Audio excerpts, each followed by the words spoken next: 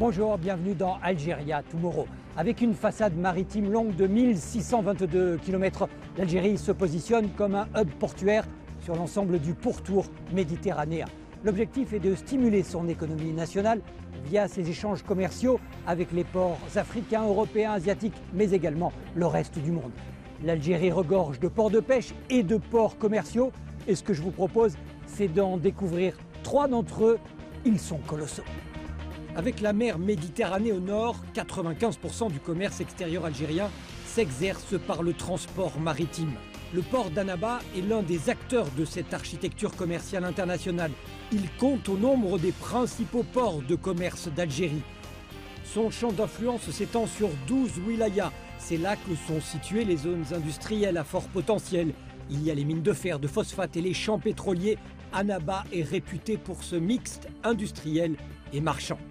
La particularité du port d'Annaba, c'est un port semi-industriel. Donc il y a une partie qui est gérée complètement par l'entreprise portuaire qui fait sa propre manutention. L'autre partie, c'est une partie gérée par les concessionnaires entre import et export du phosphate, de l'ammoniac, l'exportation du clinker, du ciment et des produits sidérurgiques.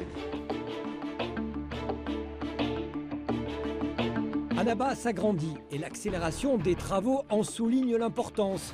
L'objectif est de le relier au réseau ferroviaire pour faciliter le transport du phosphate depuis le gisement de Bled El Hadba. Et in fine, ce nouveau terminal minéralier exportera plus de 6 millions de tonnes par an. Ce projet a pour objectif aussi de permettre de mieux exploiter les ressources minières nationales et valoriser ce gisement de phosphate. Parce qu'il va permettre d'accueillir des gros porteurs. Donc, avec son tirant d'eau qui est à moins 16 mètres et sa longueur du quai, il va accueillir des navires à 80 000 tonnes. Il sera équipé de manière à faciliter les opérations de chargement et de chargement, de les rationaliser en termes d'opérationnalité. Ça va nous permettre d'exporter plus et de gagner en termes de délai de manutention, etc.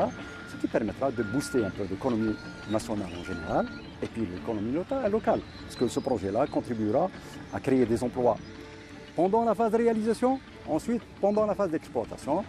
Donc c'est un projet qui a un impact très positif.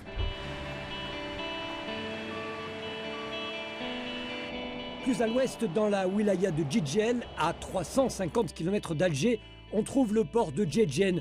Difficile de l'ignorer, c'est le plus grand port d'Algérie. Situé sur la route maritime reliant le canal de Suez au détroit de Gibraltar, cette position lui confère un rôle de hub de trafic transcontinentaux. Djedjen entend jouer un rôle pivot entre l'Afrique, l'Europe et l'Asie. Les exportations ont explosé en l'espace de 5 ans et l'objectif est de les doubler dans les 5 prochaines années.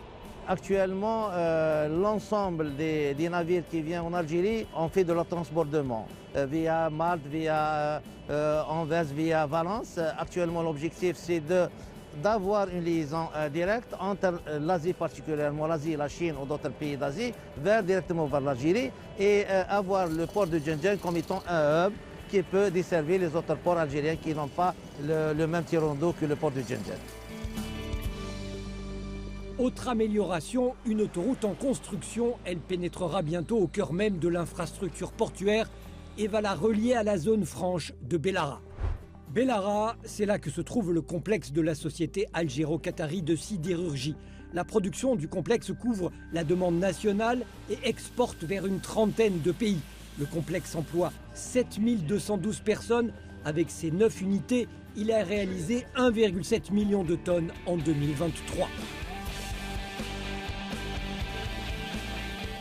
L'objectif est d'assurer toujours l'autosuffisance en ces produits sidérurgiques en Algérie.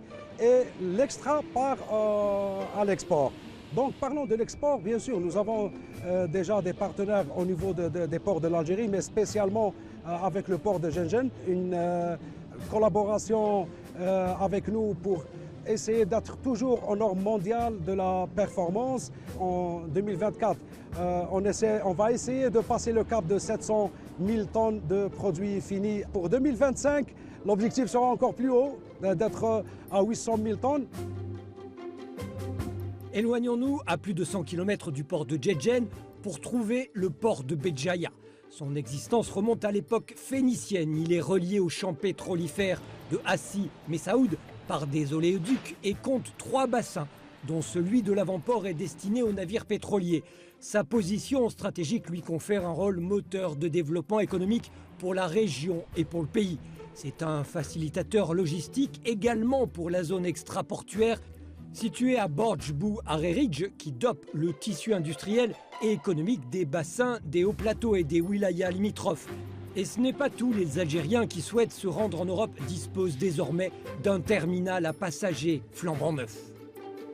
Le port de Béjaïa dispose d'une gare maritime de dernière génération. Les capacités de transit des voyageurs s'élèvent à 1 million de passagers par an et plus de peut-être de 100 000 véhicules. Elle est reliée par une passerelle qui relie directement le navire à la gare maritime, ce qui permet de faire transiter nos passagers dans les meilleures conditions de confort et de sécurité. On l'aura compris, ces ports forment la pierre angulaire d'une vision stratégique maritime. L'Algérie entend de la sorte renforcer son rôle de leader dans le domaine du commerce et de la logistique maritime régionale, continentale et mondiale. Toute cette stratégie qui est bâtie à l'horizon 2035 devra doter l'Algérie d'une série d'infrastructures de base qui renforcera son rôle de pays pivot en termes de logistique en Afrique et en Méditerranée. Donc c'est un challenge que nous gagnerons pour placer l'Algérie dans son rôle majeur de pionnier pour la région africaine et méditerranéenne. Il y a un autre grand projet qu'on est en train de mener à Arzeu. C'est la réalisation de nouveaux terre-pleins, de nouveaux quais. Et ça va permettre à ce port et à l'Algérie de manière générale d'augmenter ses capacités d'accueil et donner le soutien aux opérateurs économiques, notamment ceux qui sont spécialisés dans l'export hors hydrocarbures, de les soutenir et de leur donner une infrastructure logistique qui répond totalement et parfaitement à la demande. Et donc ça va booster également nos exports hors hydrocarbures. Et c'est au pied de ce navire gigantesque que se clôt ce chapitre. On se retrouve très bientôt dans Algéria Tomorrow.